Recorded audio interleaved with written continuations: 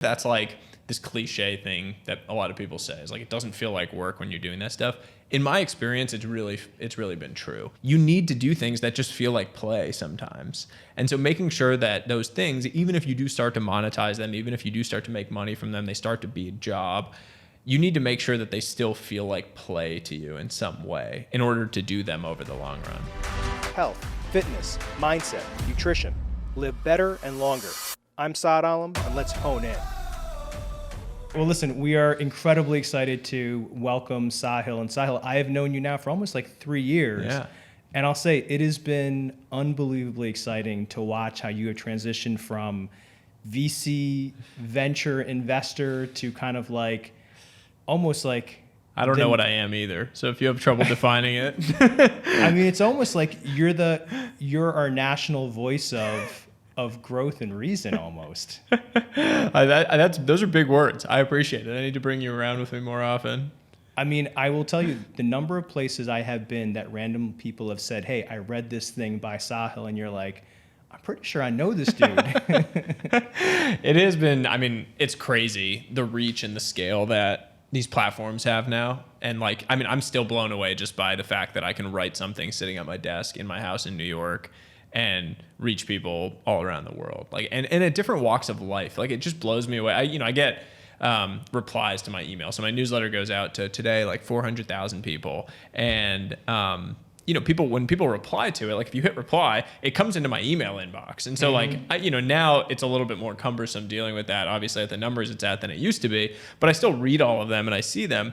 And it's amazing to me the like different types of people that are engaging with the type of content that I'm putting out. Like, you think most people that are kind of creators, quote unquote, have sort of like a niche or a lane. They're like creating for 20 somethings, or they're creating for, 40-year-old moms or whatever. Like, they have their lane. And I get reply. I mean, the stuff I'm putting out, because I think it's so broad in terms of how you might apply it to your life. Like, I'm not giving you answers as much as I'm trying to help you ask better questions. I think people from like all walks of life can engage with it, which is by design. And it's just cool to me. Like, an 80-year-old in, Russia, like replying to one of my emails just as much as like a 22-year-old kid that's getting out of high school, getting out of college and trying to figure out how to, pursue the next phase of his life. Like, that to me is very, very cool that you can do that just sitting at your desk at home. Well, I'll tell you, I knew it was something special when my mother came to me. Well, I'm being serious. My mother came to me and started saying, hey, this guy's stuff on Instagram is really interesting. And I said, it's funny. I know this guy. He's not as interesting in real life, I promise. I got to ask you this question before we get into it.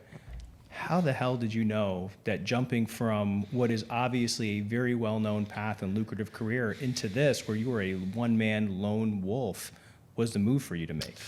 I didn't, is the honest answer. I didn't know that it was the right move to make. I, like most people, I mean, I had a pretty up and down journey of figuring that out. I was, the path you allude to, I was working in private equity for the first 7 years of my career, which is very much, I'm half Indian, my mom's Indian, like very much the track. You get on, you join a place, and you kind of just follow it. My mom was a little annoyed that I didn't go to McKinsey out of college. Like, that would have been the like real track version, if not medical school or a PhD. But I was very much just like, you make a little bit more money every single year. It's very lucrative if you stay for long periods of time. It sounds impressive to other people around you. You have the like fancy title at a young age and the promotions, all that stuff. But I sort of had this nagging feeling that something was off or something was missing. And for me, when I started to realize it was, I always thought that like getting to some certain level or achieving some amount of money or doing some certain thing was going to be what made me happy. And okay, when I make VP or when I make $1 million or whatever the thing is, I was like, that's when I'm going to be happy. And then I sort of woke up one day and had like arrived, quote unquote, like I'd gotten those things, and realized that I just wanted more. Like I just woke up and I was like, okay, well, now that person's making more than me, or that person's doing something that's bigger, and so I need to go do that in order to be happy. And the goalposts just changed in my mind. And so I just started feeling this feeling of dread of like, oh, I'm never actually doing enough. I need to do more. I need to go bigger. I need a bigger house, better car, whatever, all those things. And at some point, it was just really unhealthy. And I knew that like something needed to change in my life for me to actually find internal happiness and joy in what I was doing on a daily basis versus just working towards some end that somehow was a mirage. I would get there and it had just disappeared and rematerialized on the horizon. And that journey had a lot of ups and downs, but you know, I never felt like I knew that this new thing was going to work out. I just kind of knew that I had a lot of energy around it. And I find in life that if you pursue things you have a lot of energy around, good outcomes tend to come. So you mentioned something about a lot of joy. It seems like one of the most joyful things in your life right now is your son. And I would say that you have been chronicling it, talking through it, documenting you and your Romans time together almost every day. It seems like you kind of got a dream job where you kind of write all this stuff that people really care about, and you get to spend this time with this little guy who gets to watch you, and you get to watch him grow every moment, which is arguably one of parents' largest regrets if they don't get to do it. What has it been like, and what have you learned about yourself? Yeah, so my son was born a little over a year ago, May 16th, 2022. A couple days later, we brought him home, and we were in bed one morning. I think it was like a Saturday morning. And he woke up, and I went and got him out of the snoo, like the little thing you got to put kids in to try to sleep because it's miserable otherwise. Highly recommend a snoo if you end up having kids soon. So I go and get him, and I bring him into bed with us, and I sat down there. My wife was asleep. The sun was like kind of coming in through the windows, and my son was sleeping, and he kind of had this like little baby smirk on his face. He's probably like, I don't know what he was doing. He was a few days old. And I, for the first time in my life, had this feeling of enough. Like, this is what enough looks like for me, that I didn't want anything more in that moment. I was just like, if this is all I ever can get, if this moment, this feeling is all I ever have, it'll be enough. And that was the first time in my life I had ever experienced that. I had always, I'm probably like you, like I'm very ambitious. A lot of listeners are probably very ambitious, driven. There's always some more that you're looking for, whatever the next thing is, like whether it's a promotion or a house or whatever, the next thing. And the challenge is when you're constantly chasing some more, you lose sight of the beauty of that feeling of enough. And for me, that was this big aha moment of my life of, this is the thing that actually is really important to me and that really matters. And I want to do everything I can to really embrace and appreciate that feeling.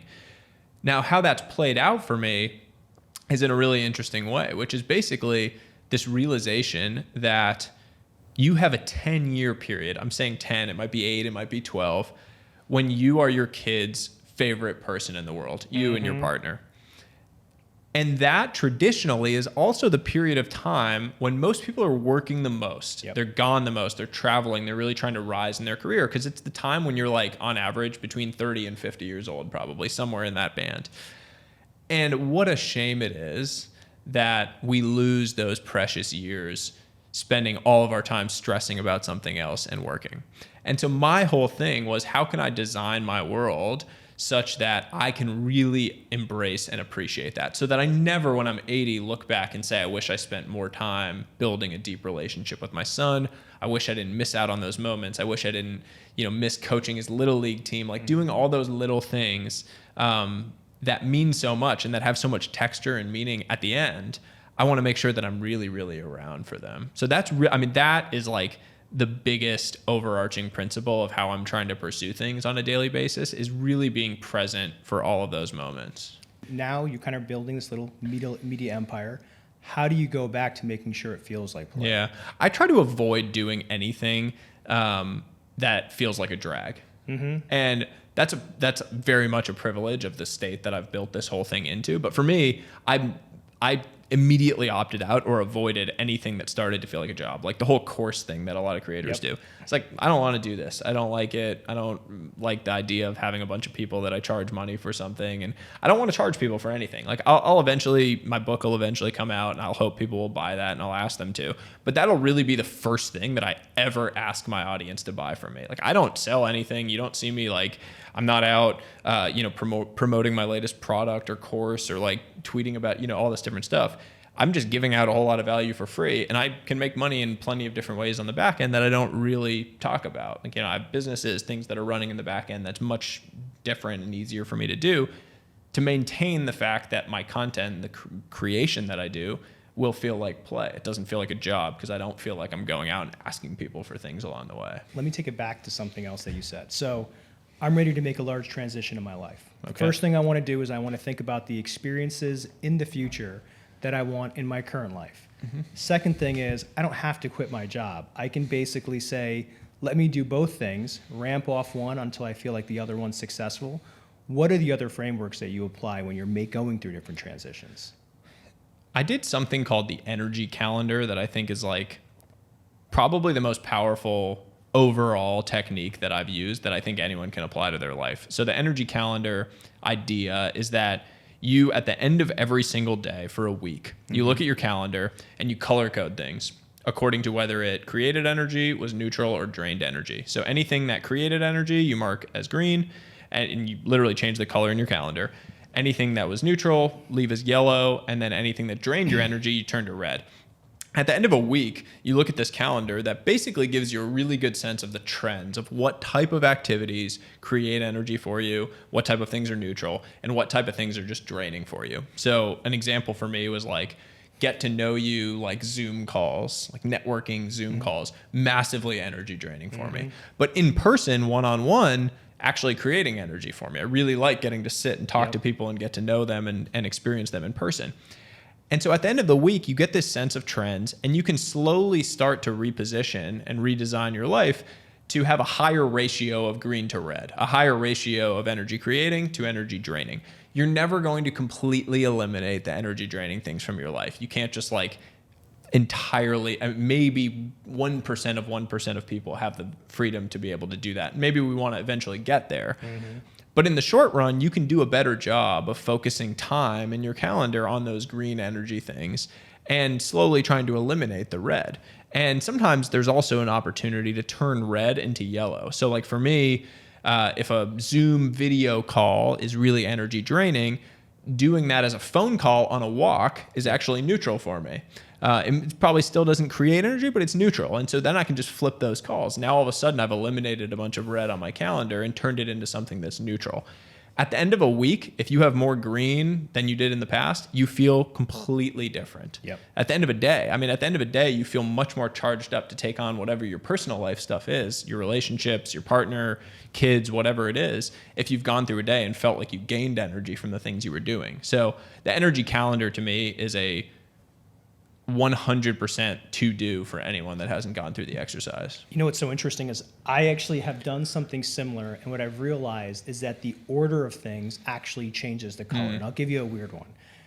When my fiance says, hey, we need to talk about relationship stuff at the end of a day after I've been through 12 hours of conversations, man, energy draining, completely pulls it out. But if we decide to do it during a walk, in the middle of the day, when I'm present, it actually is incredibly energizing because we can sort through some problems, and then I go through the rest of my day feeling like, you know what, I've accomplished something in my personal life versus in the opposite, man, it is a hard conversation. There are actually studies that show that dealing with difficult conversations while on a walk makes them much more effective and much easier to deal with.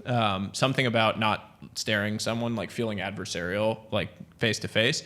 And when people walk together, their feet start walking in sync, and there's this actual physical and emotional connection that happens. So there's actually something to that from a science perspective of being able to go and walk with someone when you're having a difficult conversation. So for you, green, yellow, red, what are the other things that give you green? Deep focused work on something creative is probably my number one professional energy creating activity. And the other thing I think is important to your point on timing and sequencing of events is there are times of day where you personally, based on your circadian rhythm or how you naturally flow, are most well suited to work on those creative projects. For me, that's first thing in the morning. So that means I get up really, really early because I know that first 2 hours of my day is when I'm in peak creative flow state. And that's when I need to do that thing. I don't want to be getting emails or texts or jumping on phone calls or doing whatever other things during that window because it's like sacred. That's when I really need to capitalize and take advantage and write things for my book or newsletter or whatever content I'm trying to create, whatever I'm doing. So for me, that's probably the biggest professional energy creating activity.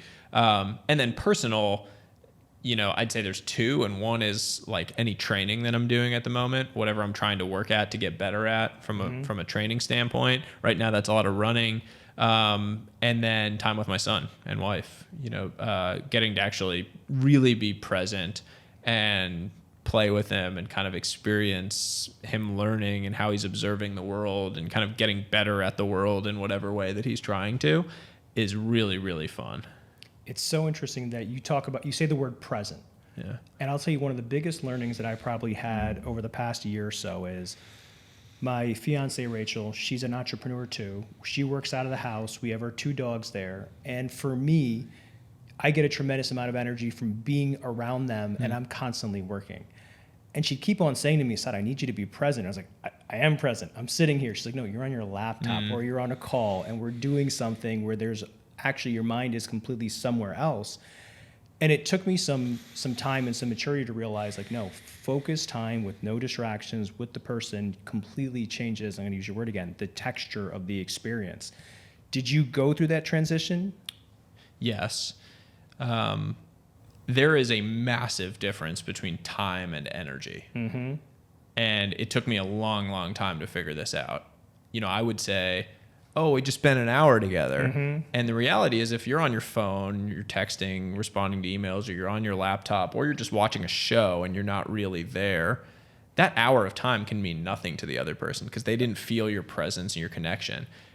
On the flip side, 15 minutes of present, focused energy where you were really with the person, really intently listening, asking, following up, really there with them, can go it can last for days. You can really feel connected to someone for a long period of time if you just put in that real focused energy. And so understanding the difference between time and energy in everything that you do. We talk about it in the relationship concept. It's the exact same thing for how you pursue your fitness or the gym or your health and wellness. People are like, oh, I went to the gym for an hour and a half. Yeah, but you were on your phone. You were texting between sets. You were on Instagram between sets. Like, you weren't focused when you were doing the set, whatever it was, or you weren't focused during the run on the things you were trying to do. You're much better off going for 15 minutes and being truly present and focused in that moment. You'll get much better results because energy is where you get leverage. And that's where your time actually gets amplified in a real context in terms of the results. It's interesting. You talked about your green activity is professionally focused, creative work, and I'm guessing no distractions. The conclusion I've come to is that whenever I want to give something focused energy, whether it's personal or professional, it quite literally I need to say, let me carve off all the distractions from around it. And for me, there are these levels, meaning I probably start an activity and for the first 10, 15 minutes, maybe you're faster because you can context switch a little bit faster. I have to kind of find a pocket and get rid of all the other externalities that could be potentially entering my head. Maybe I'll do some box breathing beforehand. Then all of a sudden, if I almost stop thinking about it too much, I slip into like a little bit of a flow pattern. It is in that flow or that pocket that the magic happens. And it really is, I've got to force myself half an hour into that place, and all of a sudden there feels like there's a true amount of connection with the material. Mm-hmm. Yeah, I think that having a power-up sequence for how you get into that is really important. I'm terribly easily distracted, and I have terrible ability to focus, and I'm like pathetic levels of focus if I'm not really locked in on something. And the way that I get to locked in state is that I have the same sequence that I do of events leading up to it. Every single morning I get up, I get in my cold plunge, and I do that, and that locks me in. And then I go get a large black cold brew from Dunkin' Donuts, and then I sit down at my desk. I put on the same kind of headphone sounds that I'm putting on, and I know all those things kind of trigger me to be locked in on the thing. And if I do all those things, I can really get focused because I know it's my power-up sequence into focus mode. If I'm missing something in there, like if I miss my cold plunge, sleep a little late, do different things, I can cobble it together, but it's never quite as good as when I just nail my power-up sequence. It's a reason that I don't like traveling as much as I used to. I used to love just being on the road, hotels, whatever, but now I know I don't sleep as well. I can't do my cold plunge routine in the morning. I don't get the same coffee that I really like. I can control the sounds and try to be there in that present state, but it's not quite the same. And so I think that having that consistent, like knowing what that short routine is, it can be like 2 minutes, whatever, that just turns you on into that mode is really, really powerful. And And I think more people should think about it. And by the way, the same goes for a shutdown sequence. At the end of the day, when you need to turn off and you need to be present with the people in your life and you need to flip off work mode, having a sequence of events that you know allows your mind to be at ease so that you're not just thinking about what you're missing or the work or the urgent thing that's popping up that you're not around for is really, really important. I'm smiling over here because my power up sequence is very specific. And you know darn well when you start hitting the different levels of your power up sequence, it feels good. Yeah. Like it legitimately, you're like, all right, I feel like I'm going on to the next phase and something clicks in, and then you can actually feel your cognition improving. Mine's so specific that the distance I sit from the ground has to be something very specific. So my legs are in a right, it's a 7-inch couch to make sure that my laptop can go on my legs. And so people have made so much fun of me my entire life. And I said, look, it's my thing. It works. I have to make sure it happens.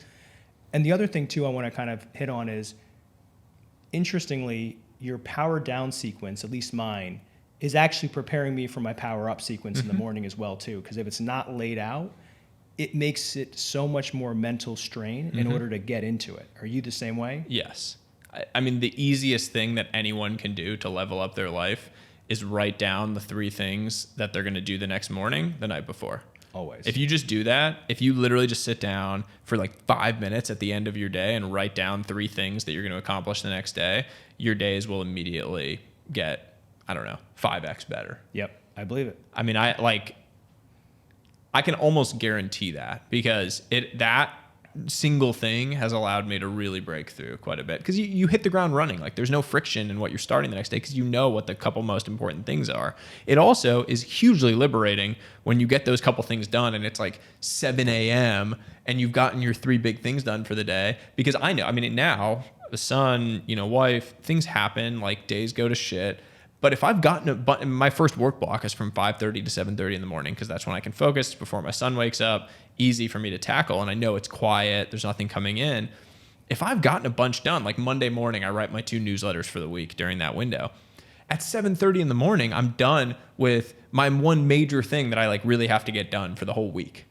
And the only thing that I really, really have to do on any given week is get those newsletters done. And I'm done with them by 7:30 a.m. on Monday morning. You know how good that feels? Yep. To just start the week with that winning feeling. And you know how it is, momentum just builds during the course of the week. When you do that to start a week or to start a day, everything rolls off of it and you just get into kind of a winning mentality. So I think that starting the night before with just a tiny bit of prep, your life changes when you realize that 15 minutes of time on Sunday evening is worth 3 hours on Monday morning. All day long. So all day long. I couldn't agree with you more. Talk to me about the time billionaire concept, right? It's one of your tweets, one of the concepts that's kind of gone viral. We've talked about it a lot internally. Yeah. So the first time I had ever heard this mentioned was Graham Duncan. He's an investor on the Tim Ferriss show. He talked about this idea that we glorify dollar billionaires in our society, but that time billionaires we never talk about. The whole idea is that when you are 20 years old, you have about 2 billion seconds left if you're going to live until you're 80. There's about 30 years in a billion seconds. And you are a time billionaire at 20 years of age. At 50 years of age, you're still a time billionaire. You have a billion seconds left in your life. But we don't relate to ourselves that way. We don't think about the fact that our time is ticking down and it's so finite and so precious. A huge part of being a time billionaire in my mind is actually just appreciating and understanding the precious nature of our time, how little of it we have, how quickly it goes away, and how precious the time is with the people who have less of it than we do left as well, our parents, older people in our lives. I have thought about this more and more. If you've followed my content, you know that since my son was born, time has been so top of mind for me. A big reason for that is that when you have a kid, all of a sudden you measure your life in weeks and months, which you've never done in your entire life. When have you ever sat down and been like, oh, I'm 30 years old and 7 weeks. You just don't do it. That's not how you measure time. But when you have a kid, everyone asks you, oh, how old are they? And you say 6 weeks, 9 weeks, 3 months, 17 weeks, whatever. People say all these different numbers and everything is measured in weeks and months. And it makes you so aware of the passage of time. And it makes you so aware of the fact that it's flying by with them. Like the whole saying of the days are long, but the years are short is so true. I mean, he just turned 1. I feel like it's a blink of an eye since he was born. And we've had all these unbelievable moments. I'm around every single day. I barely travel anymore. I'm really present in there, but it flies by. And I'm not going to get that many more of those moments. I mean, even like now, we'll have him in bed before we go to bed at night. And he does this thing where he'll I'm sitting on my side of the bed and he'll look upside down at me, like look back over his head and be like smiling at me and wanting to play. And I took a picture of him the other night because I said to my wife, like, I have no idea how many more times he's going to do that. Like make this funny upside down face at me smiling. I mean, it might be a year. I don't know, maybe even less. And I want to remember it. Like I want to have that picture in my mind because I can see it so vividly right now.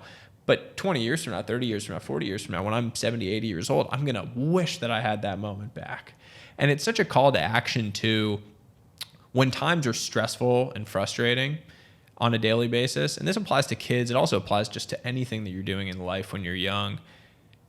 When you're 80, when you're 70, when you're 60, you would give anything to be back in that frustrating moment at age 30. And it's such a powerful realization that that's going to be the case because it just makes you want to grind through whatever this moment is and just appreciate it for what it is. Appreciate the texture, the stress, whatever it is that you're feeling in the moment, rather than rejecting it and wanting to fast forward through it. Just embrace it and go through it, walk through it, go through the mud in a certain way with the people that you love and that you're around, because someday you really are going to miss it and wish that you had it back. 2 things. First is, I'll never forget the moment that I felt like I was given time back in my life, right? And so this is going to sound silly. I just turned 35. And I was kind of bummed because in my mind, for some reason, I had this mental leap. You're 35, you're probably through more than halfway through your career. You're going to be 50 pretty soon. People start to mail it in right after 50, right? Which is a silly thing for a child now when I think about it to think. I ended up going with a friend for his 50th birthday party, and I told him about the way I was feeling. And he's like, well, look, you believe you're going to live until you're 120, right? And I said, 100%, wholeheartedly. I think the medical advances are in place in order for that to happen. He said, well, if you think you're going to live until 120 and you think you're going to do it in pretty good health, it's almost like you have another 70 good years of life ahead of you, or discounting the kind of crappier years at the end. And I said, oh my God, you're right. He said, if you realize you're actually going to live longer, it's almost like you were 18 years old with now we'll call it the bank account and the wisdom of a 35-year-old. Mm-hmm. And I remember in that moment, I literally went, oh my God, you're completely right. I am in my infancy if I believe I'm going to be living a little bit longer here. And it was the most liberating and empowering feeling because all of a sudden, it literally just from thinking about it, made me feel 20 years younger. As you're going forward in your life and you've, I would say, discovered this concept, and it's really been like a gift that's been given to you, right? Because you never thought about it like this before. How do you live your life differently? I would say I spend much more time focusing on eulogy virtues versus resume virtues. Mm-hmm. David Brooks, author, writer, wrote about this. I think it's like maybe in 2015, he wrote an op-ed in the New York Times that just talked about the difference between resume virtues and eulogy virtues. Resume virtues are the things that show up on your resume. It's like the things that you want to stand out. It's like your LinkedIn page, yep. All the accomplishments, the achievements, whatever. Eulogy virtues are the things that people say about you at your funeral, whether you were caring, loving, if you had the capacity to have courage, loyalty, the things that really matter in the end. And I spend much more time today thinking about that than I do about any resume virtues. I spent a lot of time in my life early on thinking that I needed to achieve some extraordinary financial success or professional success in order to feel a sense of achievement and a sense of happiness. Yep. And that was always proven right to me by the fact that every time I achieved some level of financial success or achievement, that I didn't feel happy, and that there was some other thing that I was like, oh, then I'll feel happy, whatever it is. When I get X, then I'll be happy. I kept doing that. And so it was self-affirming because I knew, okay, well, I'm not happy at making $1 million. Now I'm going to make 10 million. Now I made 10 million. All right, well, it's got to be 100 million will be when I feel really happy, and then I'll have what I need. And I've completely given that up. Mm-hmm. I mean, I am more happy, fulfilled, and joyful on a daily basis today than I've ever been in my entire life.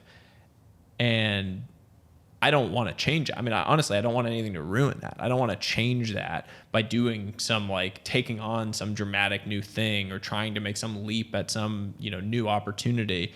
I constantly am asking myself, what am I saying no to by saying yes to this? And I evaluate every opportunity through that lens because when I think about it, what am I saying no to? It's time with my son. Yep. No matter what it is. And so the opportunity has to be so incredible that I'm willing to say no to time with my son in order to take it on. I mean, you could literally sit here today and say, I will give you $100 million to work 80 hours a week for the next 2 years. And that's oh my God, unbelievable, generational wealth for whatever. And I would say no. Mm-hmm. And I wouldn't even have to think about it, to be totally honest, because I just don't want to do that. I don't know what I would do with $100 million if you gave it to me. Nothing interesting enough that I would give up 2 years of time with my son during the prime of my time with him. Mm-hmm. Nothing. There's just nothing. Yeah, I could pay for his call. I don't know, but I'll be able to do that. Whatever, I'll figure it out. Yep. It's just money. And that to me is a really, really liberating sensation that I have one thing that I know I'm not willing to say no to. For any new opportunity out there. It allows me to cut through the noise. And it means that if I am going to say yes to some new opportunity, something else has to kind of go. I'm not actually just going to take on 10 new things in order to make twice as much money or whatever it is. It really needs to have something that is so deeply meaningful to me that it really matters and can sit alongside the things that I really care about in the end. How old are you when you discovered this whole time billionaire concept? 31. Okay. Your son's going to be 5 years old in a couple years. How do you take the wisdom that you got in your 30s mm-hmm. and distill it into him, and how do you tell him to live his life differently? Yeah, I think it's impossible. Mm-hmm. This is one of my new learning. This is definitely something I've changed my mind on in the last year since he's been born. I thought before he was born that I could write out a list of all the principles that I wanted my son to embody and the things I wanted to teach him and the things he was going to learn. And I'm going to sit down and I'm going to explain them to him. I really thought that. I'm kind of a fixer. That's kind of what I thought. Right? I was going to sit down and do that. And what I realized is they kind of come out with a kit. The same way we were born with a kit, we had a personality, we had a perspective on the world. Our job as parents, in my opinion, is to embody the values that we would like them to learn and embrace in the long run. Not to teach it to them, but to just embody them. And hopefully they will learn to kind of embrace by osmosis a similarly strong set of values through which to live their life. My parents are the two most incredible people in the world. I'm sure they taught me a whole lot of things along the way. I was a shithead until I was, 29. You have to figure things out for yourself. You have to get punched in the face. You have to get knocked down and figure it out. And as a parent, that's scary because you don't want to see your kid have pain or suffer or whatever it is, but it's a part of the growth and learning experience. The same way as a 1-year-old learning to walk, he has to fall flat on his face in order to learn how to walk. I can't teach him how to walk. I can walk with him and try to do things, but until he realizes that by getting too far out in front of his feet, he falls flat on his face and it really hurts, he's not going to learn to walk. It's the exact same thing when you're 20. Your parents can guide you to certain things that'll matter for your career, but until you fall flat on your face, 100%. You're not going to actually have learned that thing. And that same principle, I think, just applies to your entire life. And so, for me, I'm much less focused on trying to figure out things I can teach him and how to teach him all these things. I'm really focused on embodying the things that I want him to see. So when he sees me working hard on things, that matters to me. When he sees me, bring him out in the gym at my house and watch me if I'm deadlifting or doing something that I think is hard or, running in some race or whatever it is, I want him to see that because I know that he's a sponge and he's soaking it up and experiencing it. The same way I saw my dad working hard and pushing on things that really mattered to him, that lit him up intellectually. That got instilled with me. It wasn't anything they ever said. Do you and your wife have conversations about how you're going to create an environment for your son in this very deliberate manner? I would say most of that was baked by the fact that my wife and I are very aligned on the big picture values of how we want to live our life. I'm a big believer that most of the fights people have are, you like get into a fight about something, whatever it is with your partner. You get into a fight and you're like, whatever the little thing is that you're arguing about in the moment, usually it's because there's some bigger thing that's misaligned. And what I've found is that if you have alignment around the big picture values in your life, the little things fall into place actually quite well. And so my wife and I, we met in high school. We met when I was 15 and she was 14 years old. We've had a chance to grow, and fortunately together, across the different seasons of our life and the different changes that have come and the different phases and things we've been interested and focused on. That has resulted in us becoming very, very close and very well aligned around the big things that we care about. If we weren't really well aligned around the big things we cared about, it wouldn't have worked out. Two different times, two different paths, like it would have been really difficult. It's the reason that long distance relationships or long-term relationships like that very rarely work, because you change and things don't work out. We were very fortunate and lucky in that we grew together across all of that. But I think that what that means is that we are very aligned in the core things that we care about with our son. We are just also very boring and routine oriented. I say boring, I mean like I don't need to go out to like a bunch of different dinners and go on tons of trips and do all these great things. I love to just have like cook our dinners at home and be able to enjoy it. We have an amazing house and backyard, and I mean, my house feels like a vacation to me. Like I really enjoy being home and going to bed early and like watching a movie all together. And our son now finally is like at the age where he'll sit and like watch, Wreck-It Ralph with us and like sit there and actually watch it.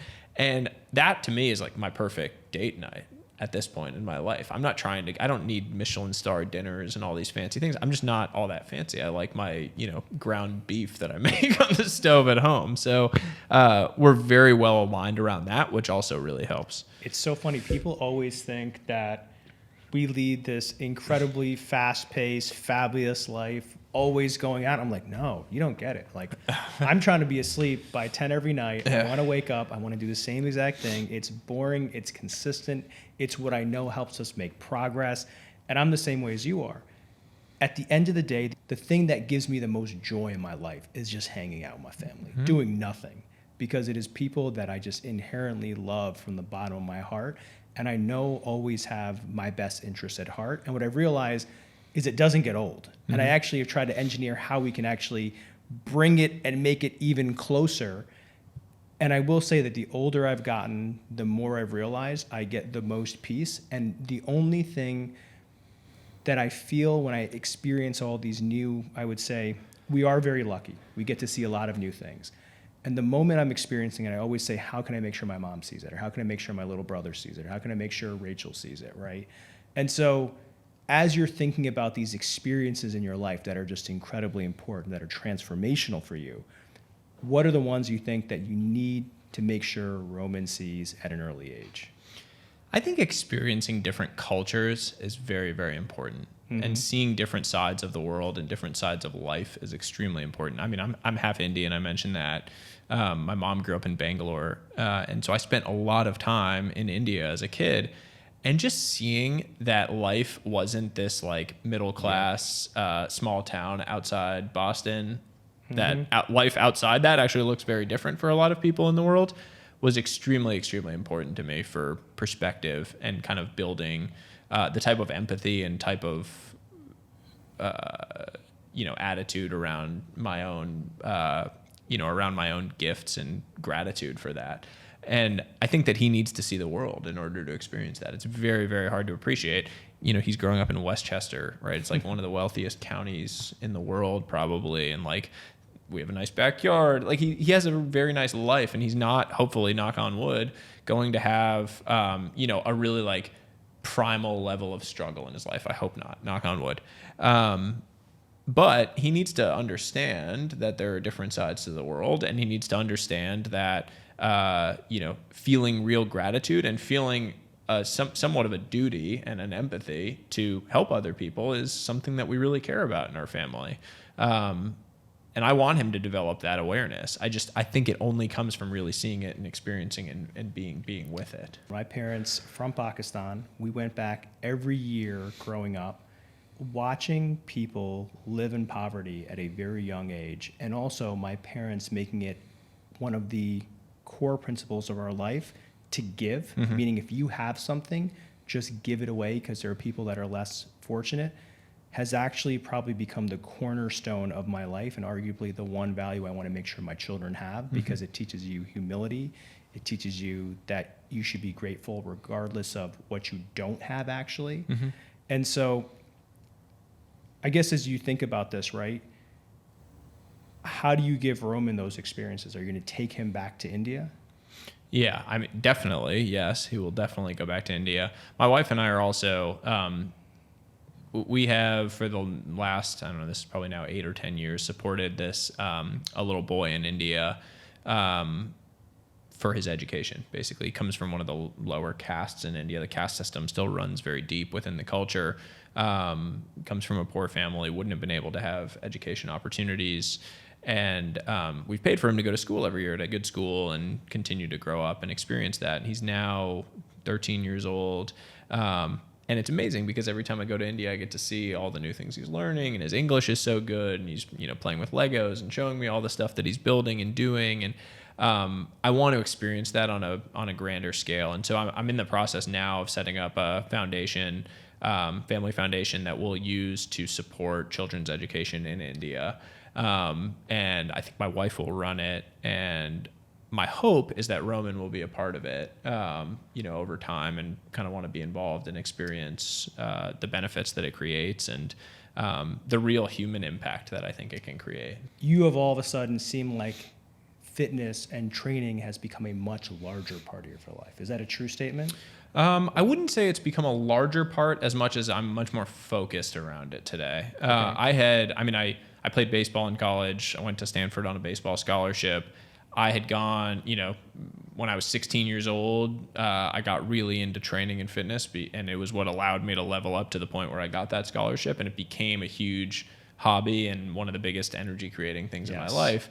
The challenge for me had been basically over the last 10 years, I hadn't really made any physical progress in anything. I wasn't getting stronger. I wasn't going to deadlift more because at some point you're like, this is dumb. Why am I trying to deadlift 500 pounds and hurt my back prior to going and standing at a desk all day in the office? And what has changed that for me is running. I found out that my neighbor is this guy, Brian Mazza, who's a big fitness influencer, I guess. And it's hilarious because he lives a 1/10 of a mile away from me, and he has a cold plunge and a sauna, and he's into all the same training stuff and does content for a living and all these different similarities to the things I'm working on.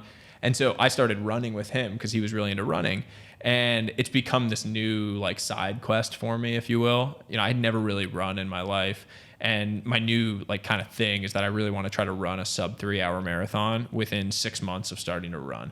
So it's going to be very, very difficult, but it's a new thing that I can really put a bunch of energy and focus and passion into that I'm having a blast with. So the biggest question I have is, I run 3 to 4 miles a day, do it religiously. Yeah.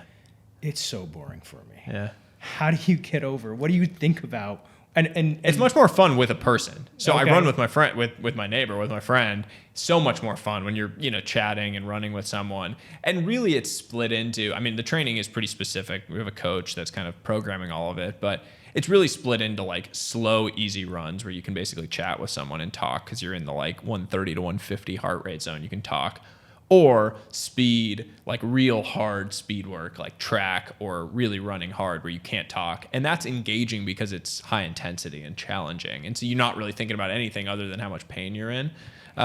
So I feel like I've avoided the really boring side of the running. I also never run on a treadmill. I refuse. That's torture to me. If you told me to go run 4 miles on a treadmill, I'd rather staple gun my stomach. I don't know, literally anything other than staring at a wall in a gym, all outside. That's great. Well, I'll tell you, unfortunately, I'm a treadmill, YouTube on my phone kind of guy. And I'll tell you, every time I have to do it, I know I'll catch a runner's high 35 minutes in, which is great. Yeah. But also by that point in time, I'm listen, I'm done. Yeah, I can't do the treadmill. I think I don't know, a longer run. It's like a walk. It's meditative a little bit. If you're not listening to anything and you go and you're just kind of like in your thoughts and thinking about working through issues, things you've been thinking about. It's very similar to a walk for me. I also walk about 6 miles a day because my son refuses to sleep during the day unless he's in a stroller on a walk. So I walk a lot as a result. And that to me is the most incredible time of thinking and wrestling with things and ideating on stuff. So I'm a big believer in that too. And then weightlifting. All of a sudden I see you lifting a bunch of weights. I've always lifted a lot. I've just never really documented it. Now that I have Instagram, it's like a good format. Like stories are an easy format for sharing a lot of the kind of training side of things. And I have this nice little like garage gym set up where it's fun. It's just hard to do on your own and really push yourself versus being in a gym, some peer pressure. That just creates a different environment. So I think if I really want to start getting a lot stronger at anything, if I like decide that I want to pursue that and push that, I need to at least a couple of days a week be like with a trainer or somewhere that's pushing me. I'll tell you, COVID happened. I used to go to the gym I have gone to the gym 6 days a week since I was like your age, 16 years old, right? COVID hit, didn't go to a gym, worked out. I didn't realize what a big part of my life was missing until I started going back to a gym post-COVID. And I remember coming home and telling my fiance, I said, hey, look, I feel like a part of my soul just came back actually. Because there is something to be said, just like you go on your runs, with other people there pushing you, or you just wanting to push yourself looking at other people. I think working out will change your life. I think when you work out, you start eating better because you don't want to hurt the progress that you've been creating by going to the gym. You start sleeping better because you're tired at night. When you sleep better, you focus better the next day, so you're working more effectively. So working out starts this unbelievable virtuous cycle in your life. And all it takes is just that little bit of momentum to go to the gym and to go do that little thing that creates this massive positive spiral in your life. So I think anyone that's trying to get their life on the right track, like if you wake up at 5 a.m. and go to the gym, it's very hard to lose. I'm not saying that like waking up early makes you a winner or going to the gym makes you a winner, but you don't see that many people that wake up at 5 and go work out that aren't winning in life. Yep. So I'll tell you, my father unfortunately passed away last year, right? Sorry to hear that. Thank you. My mother had no clue what to do with herself. She left her job to take care of my father and came from an executive level position. And she said, what do I do afterwards? And I said, look, let's get you a membership to a gym. We'll get you a trainer. You have to do it though, because it's not cheap, Mom. Yeah. She started going, now goes 6 days a week, walks 3 miles every day. And I said, why do you like it? She says, because it gives me confidence. Because every single time I go, I get a little bit better. And the fact that I know I owe myself this every single day has become the foundation from which she has started building herself up. So I used to think it was only really a thing for people that were super competitive that wanted to get much larger. And frankly, no, I'm realizing everyone should be working out. Totally agree. Period, full stop, end of story. Well, man, listen, I appreciate you so much for coming out. This was awesome. I'm glad we got to do it. Thank you for having me.